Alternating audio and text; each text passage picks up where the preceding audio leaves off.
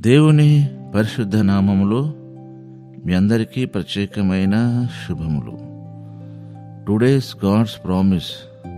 సైన్యములకు అధిపతియకు యెహోవా సెలవిచ్చుచున్నాడు, ఈ స్థలమందు నేను సమాధానము నిలువ అనుగ్రహించెదను. ఇదే సైన్యములకు అధిపతియకు యెహోవా.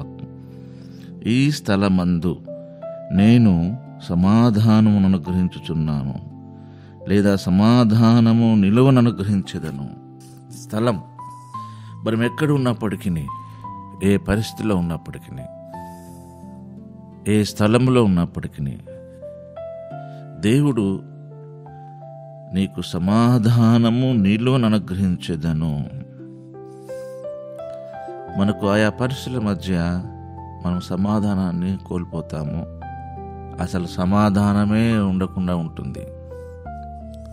సమాధానము అనేది లేనట్లయితే మనకు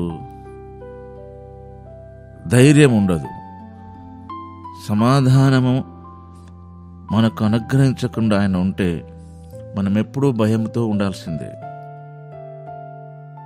మనకై మనము సమాధానం కలిగి ఉండడం వేరు, దేవుడు మనకు సమాధానం నిలువను అనుగ్రహించడం వేరు.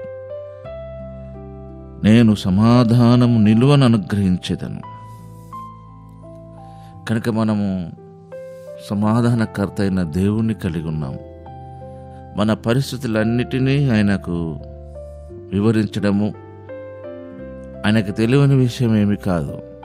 కానీ మనకున్న ప్రతి పరిస్థితిని ఆయనతో మనం చెప్పడం, ప్రతి విషయాన్ని అప్డేట్ చేయడం, అది మన జీవితంలో మనకు సమాధానమును కలిగించేది. మీరు కొత్త నిబంధన గ్రంథములో భక్తుడు పౌలు గారు రాసిన ఫిలిప్పీ సంఘానికి రాసిన పత్రిక 4వ అధ్యాయంలో ఆ మాట మీరు గమనించండి. ఎల్లప్పుడూ ప్రభునందు ఆనందించండి, మరలా చెప్పుదును ఆనందించండి, మీ సహనము సకల జనులకు తెలియజేయండి. ప్రభు సమీపంగా ఉన్నాడు.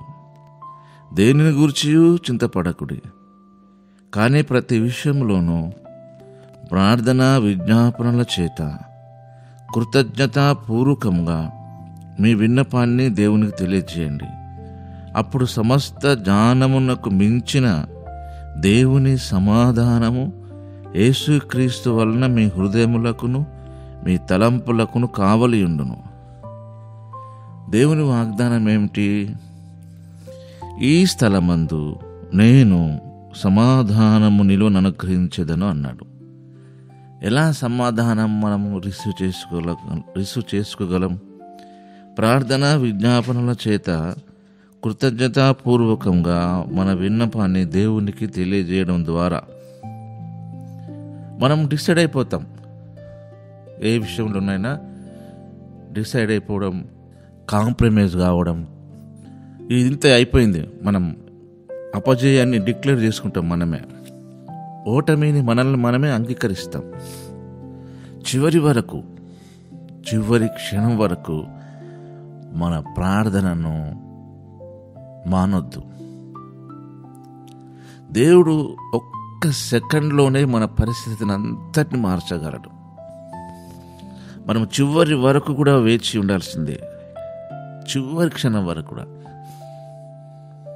అబ్రహాం తన కుమార్ని దహనబలి అర్పించే టైంలో తన కత్తి ఎత్తి తన కుమార్ని 2 భాగాలుగా చేయడానికి, దహనబలి అర్పించడానికి ఆయన ఎంత పర్ఫెక్ట్గా తన ఖడ్గం పైకెత్తి తన కుమార్ని 2 భాగాలు దహనబలి అంటే అర్పించడానికి సిద్ధపడ్డాడో మీరు ఆ విషయాన్ని గమనించండి. అప్పుడే అయిపోలేదు, ఆయన డిసైడ్ అయిపోలేదు. ఆయనకు తన కుమారుని అనుగ్రహిస్తాడని తెలుసు. దహన బలి అర్పించిన తర్వాత కూడా దేవుడు తన కుమారుణ్ణి తనకు మళ్ళీ ఇస్తాడు, అంత కన్ఫర్మేషన్ కలిగి ఉన్నాడు ఆయన. గమనించండి ఒకసారి ఆ వాక్య భాగం. ఆదికాండం 22వ అధ్యాయం 10వ వాక్య భాగం. అప్పుడు అబ్రహాము తన కుమారుని వధించుటకు తన చెయ్యి చాపి కత్తి పట్టుకొనగా, చెయ్యి చాపి అంటే ఇక ఒక్కొక్క సెకండ్ కళ్ళు మూసే లోపల కనురెప్ప కాలంలో దేవుడు పరలోకం నుండి అబ్రహామా అబ్రహామా అని అతన్ని పిలిచాను. అందుకు అతడు చిత్తం ప్రభు అనేను. అప్పుడు ఆయన ఆ చిన్నవాని మీద చెయ్యి వేయకము, అతనేమీ చేయకము, నీకొక్కడైనా నీ కుమారుని నాకియ్య వెనుదీయలేదు కనుక నువ్వు దేవునికి భయపడువాడు అని ఇందువలన తెలుస్తుందన్నాడు. మీ ప్రయత్నములో కూడా చివరి మట్టుకు చూడండి, చివరి క్షణం వరకు చూడండి, చివరి క్షణం వరకు మీ విశ్వాసాన్ని కలిగి ఉండండి. దేవుడు తన కార్యాన్ని జరిగిస్తాడు. మన తలంపులకు, మన యొక్క హృదయానికి ఆయన సమాధానమే కావలిగా ఉంటుంది. దుష్టుడైన సాతానుడు మనలో ప్రవేశించకుండా ఉండడానికి. కనుక ప్రార్థన చేద్దాం. పరిశుద్ధుడైన మా తండ్రి, ప్రేమ కలిగిన మా దేవా, నీకు వందనాలు చెల్లిస్తున్నాం. నువ్వు నమ్మదగిన దేవుడవు. మేము చివరి క్షణం వరకు కూడా నీ సమాధానాన్ని కోల్పోకున్నట్లు, ధైర్యం కలిగి ఉండగలిగినట్లు మా తండ్రి మా అందరికీ సహాయపడండి. సమస్త జ్ఞానమునకు మించిన మీ సమాధానం మా హృదయములకు, మా తలంపులకు కావలి ఉండి నీ కార్యము మా ఎడల జరిగించినట్లు మీ సహాయం కొరకై స్తుతి చెల్లిస్తూ యేసు నామములోనే ప్రార్థిస్తున్నాం తండ్రి. ఆమేన్.